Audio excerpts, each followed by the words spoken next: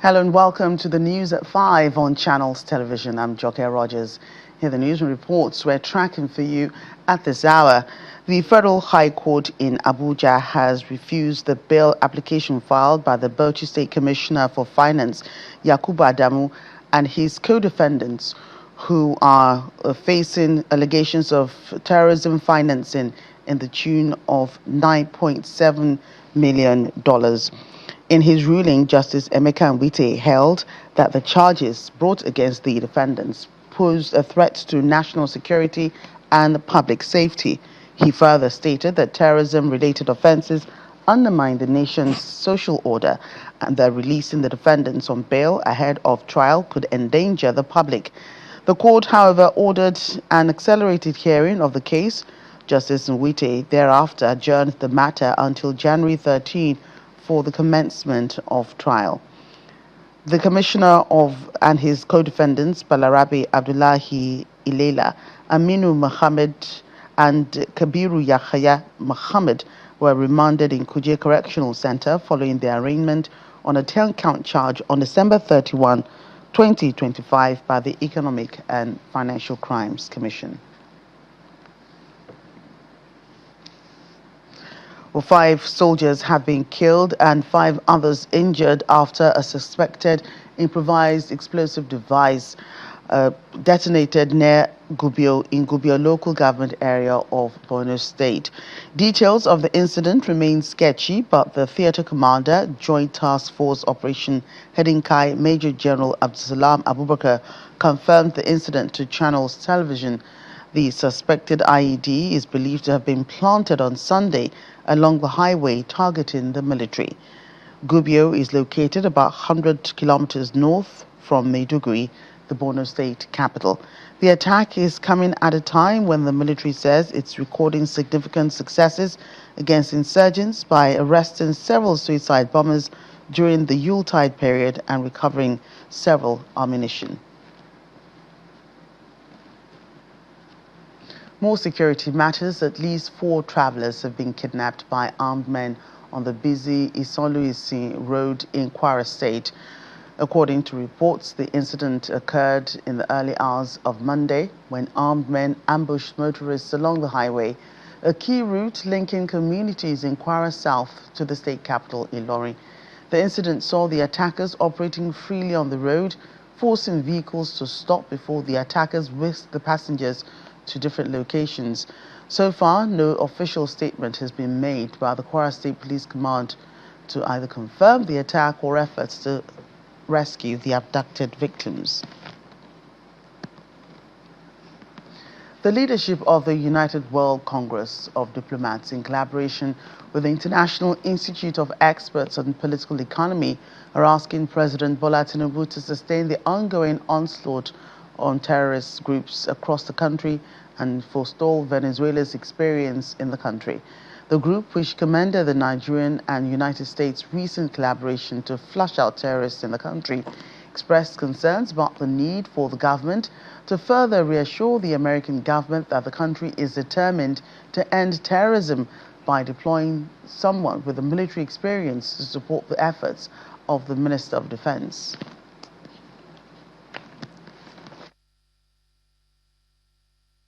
We commend the United States military and indeed the Nigerian Ministry of Defense for this giant step and the victory recorded so far against terrorism, and we urge them to keep it up. However, there are still acts of terrorism being orchestrated against the people of Nigeria.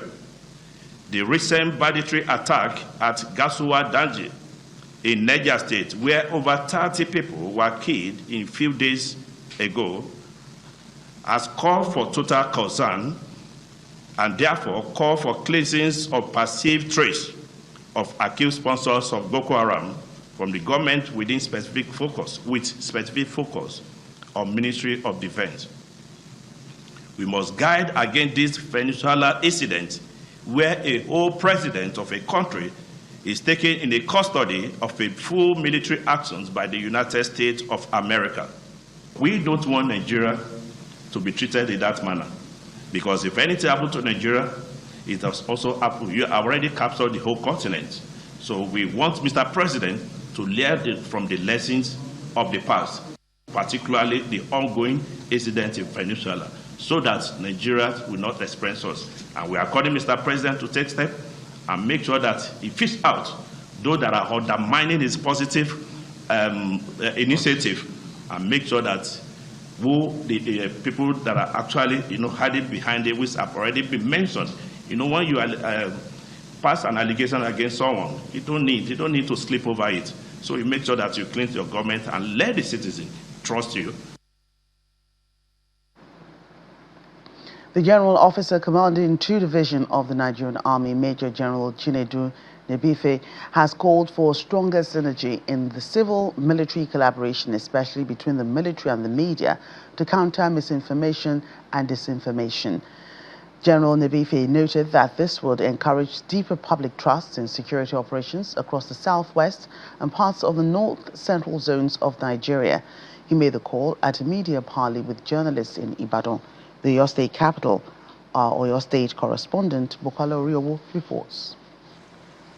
This engagement between the military and the media becomes critical to kickstart the year on a fresh pedestal of collaboration. As much as possible. The General Officer commanding 2 Division Adekunle Faji Cantonment, Odogbo Ibadan, is meeting the press for the first time since he assumed office in view of security challenges facing the country, especially in Kwara and Kogi states under his jurisdiction. The military is ready, and for us in 2 Division, we are committed to ensuring that we achieve the objective of the Chief of Army Staff within our area of responsibility, and that is what we are doing. I will always say, Nigerian Army is for Nigerians, not for anybody else. Describing the media as a critical partner in national security, General Nebife stresses that effective collaboration was essential to ensure accurate reporting and enhance public understanding of military operations. I want to also implore you that the criminals that are operating, they don't operate in isolation. There are people within the communities. Most of the intel you intercept, you will just hear that the coordinates are coming from one community. So that means the person giving them information is living within that community. He's the one telling them that, okay, there's a doctor that lives in number so and so. This doctor has money. If you kidnap him, we can raise 20 million. We can raise 10 million. We get those intercepts. He adds that the army is facing serious challenges of misinformation, especially during festive periods, and asks the media to play its vital role of correcting false narratives, mostly peddled on social media. We have a lot of challenges. When you are fighting asymmetric warfare, it's within you. They are all your people. And they are all your people. So what do? You want to start sorting out who is this criminal within them. It's difficult because everybody is wearing the same thing, speaking the same language, living within the same community. They will even eat with you. There was a time we were going on operation. We had to turn back. We got the intel. We had to come back to a community we left. They said the man was communicating. As we set up, the man was already telling them. We got the intel. Said we came back. Close to one here, close to here. You come there, everybody is the same thing. Everybody is speaking this language. So you even know where to start from. On interagency cooperation, the GOC discloses that the Nigerian Army maintains strong working relationships with other security agencies, including the Nigeria Police Force, the Nigeria Security and Civil Defense Corps, and regional security outfits such as Operation Burst, noting that joint efforts have improved security outcomes. He asks residents of the Southwest to remain calm and vigilant, noting that the region remains largely safe despite isolated security challenges. Bukola Oriowo, Channels Television News. In Lagos, the State Police Command says it's ready to tackle all forms of crime in 2026 as it projects 3-term prevention in crime. Commissioner of Police Olorundare Jimoh says the state has been relatively peaceful and this flow is expected to continue as the new year progresses. Officers of the Lagos Police Command in a show of force across the state, signaling that they are combat ready for 2026. This confidence-building patrol wraps up the 4-month exercise launched by the State Commissioner of Police, Olorundare Jimoh, to root out criminals across the state as the new year begins. The convoy takes off from the Lagos Police Command headquarters in Ikeja, joined by the Rapid Response Squad and other responding units. They move from Ikeja through Ogba to Ojoduberga and down to the Kwara area, a border community between Lagos and Ogun states. Then to Berga Garage, where the police boss assesses activities of the Eco Strike Force team deployed at the entry and exit points of Lagos. We are fully prepared and we are fully ready to continue to secure Lagos State and to continue to bring policing to the doorstep of every Lagosian. This is also to show the criminal elements that Lagos is no-go area for them. Motorcade moved through Ogudu, Bagada to the Third Mainland Bridge, assessing security situation and traffic towards the coastal road. The police boss speaks on the command's projections for the year. A lot of action plans have been put in place, which are going to be short-term, mid-term, and long-term. This action plan will be unfolded for the public to see. Some of them are strictly security concerned, but quite a number of them are what we can share with the people. We are going to go in more vigorously to ensure that we prevent crime and detect crime that cannot be prevented. He remarks that the command ended 2025 on a clean slate and would do more for residents in crime prevention and safety this year. Elsewhere, the Executive Secretary of the Yobe State Emergency Management Agency, Mohammed Goji, has confirmed that the death toll of the Yobe boat mishap has risen to 29, while 13 persons have been rescued so far and receiving medical treatment. Speaking on our breakfast program, The Morning Brief, Mr. Goji attributes the cause of the mishap to overloading and lack of life jackets. Yeah, the victims are coming from Adiani village in Guri local government area of Jigawa State, heading to Garbi in Guru local government area of Yobe State. And most of them, not all of them are fishermen.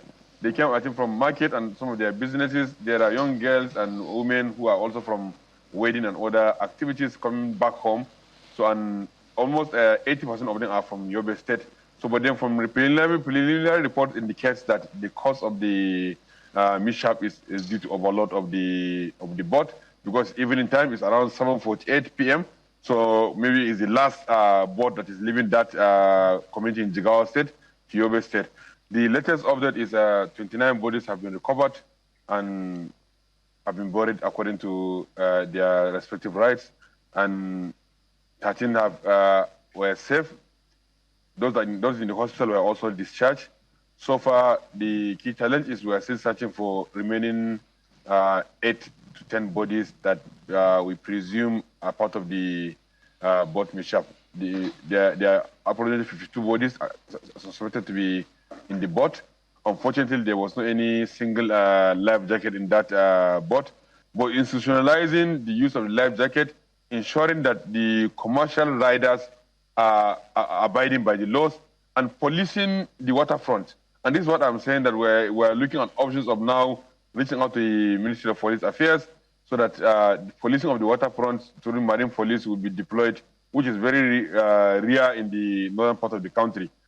The chairman of the Lagos State Councillor Forum, Honorable Olakunle Williams, has issued a strong charge to the Nigeria Governors Forum and the Conference of Speakers of state legislatures of Nigeria to take concrete steps to ensure the Supreme Court pronouncement on local government autonomy becomes a reality. Speaking to Channels Television, Honorable Williams talks about the challenges being faced at that level of governance. With all the experience I've gathered, I know that the best thing for this country is to have that local government autonomy for every local government and local council to be responsible for the development of their own people. True. Now, for whatever reason, this has been delayed or these have been having issues, I think we need to call more on the Governors Forum to ensure that, because the truth is the truth. Whether we like it or not, we won't be in power forever. But the country will always be there. So it is what we do now, ensuring that we have everything works well, at least in an ideal setting. So we need to call on the Governors Forum to try and work on this. And Conference of State House of Assembly. They are the lawmakers. They need to work on this. They need to ensure that each local government have the autonomy, like what we have in Lagos. You can see development. You can see development that's tried everywhere. Go to Alimosho, go to Bejuleki, go to Agboiketu, come to Lagos Island, go to Ikeja. You can see just because successive governments, administration in Lagos State have understand that, oh, local government needs to breathe, local government needs to have the autonomy. So the truth be told, we don't get local government. It's when I got into local government administration that I realized that if we get local government right, everything will be good. To watch the full interview, to watch Newsnight by 9 p.m. today on all Channels Television's platforms. Ondo State government says it's ready to partner with private investors in showcasing the potentials in the entertainment and culture sectors of the state.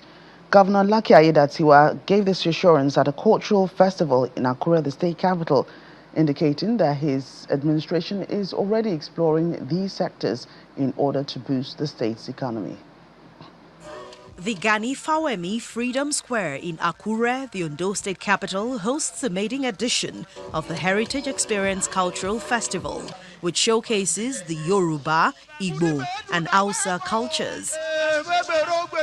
From dressing to music and dance, various groups perform for the audience. First is the cultural troupe of Akure South local government area.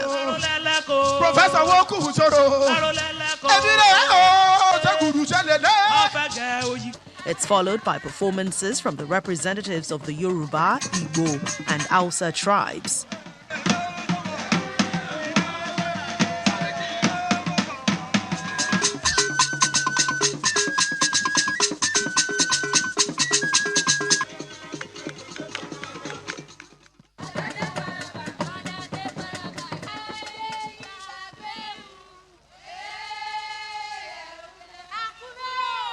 If we can come together to showcase our culture, from there, people will, appreciate this.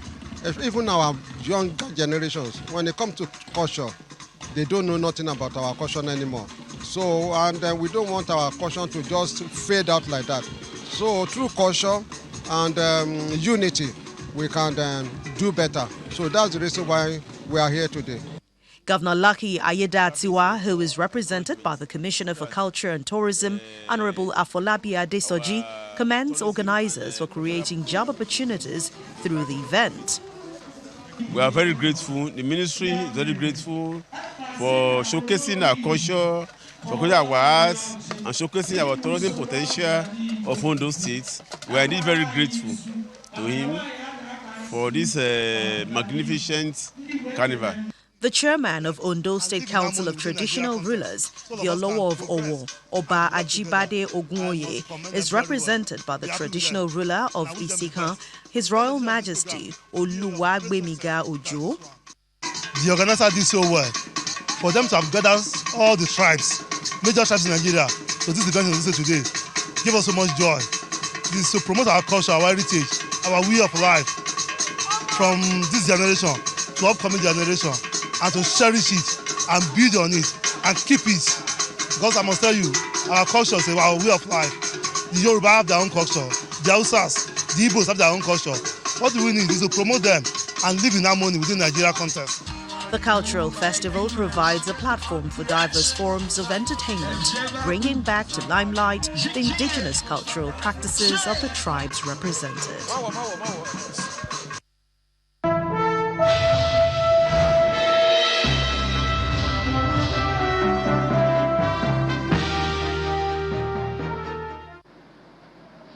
Business news now is controversies around the implementation of the new tax law in the country. The Center for the Promotion of Private Enterprises, CPPE, says the government needs to carry out the reform in phases. In a statement released by CEO Dr. Muda Yusuf, the economic and policy think tank explains that the tax reform could undermine Nigeria's informal sector by unintentionally criminalizing about 40 million informal businesses if implemented without careful sequencing and adequate support. While supporting the tax reform, the CPPE called for a properly phased implementation strategy, which should begin with the formal sector and high net worth individuals as well as corporate organizations. The new tax law, which was first announced by President Bola Tinubu in June 2025 and subsequently signed, took effect on the 1st of January. Meanwhile, the Nigeria Revenue Service, the agency formerly known as the Federal Inland Revenue Service, has taken a firm stance on the alleged alteration in the gazetted tax reform, which has taken effect on January 1. In an interview earlier on our Business Morning program, the Deputy Director of the NRS clarified that the agency would only act upon the tax that has been affirmed by lawmakers. For us in Nigeria Revenue Service, what we are interested in is what has been gazetted for us to implement. And if at any point, maybe the legislators think or feel maybe wrong provision or wrong version has been gazetted, it still goes back to the legislators to do their finding, and if they find it true, they gazette what they think is the correct one. But for Nigeria Revenue Service, we implement what is gazetted. So that is the process of lawmaking and process of tax administration. The Nigeria Revenue Service, all these issues going on, for me, does not concern the Nigerian Revenue Service. And as of today, our understanding is that what has been gazetted represents what has been passed, because we don't even have the vote and proceeding of the legislators. It's the vote and proceeding, what we call vote and proceeding, which is the record of transaction, the process in approving a bill. I mean, how a bill is passed in the House and in the Senate. They call it vote and proceeding. They are records of the Assembly, not a record of Nigeria Revenue Service or any other person. And that's it on Business News and indeed the news at 5. Thank you so much for watching. I'm Joke Rogers. Coming up next is The World Today.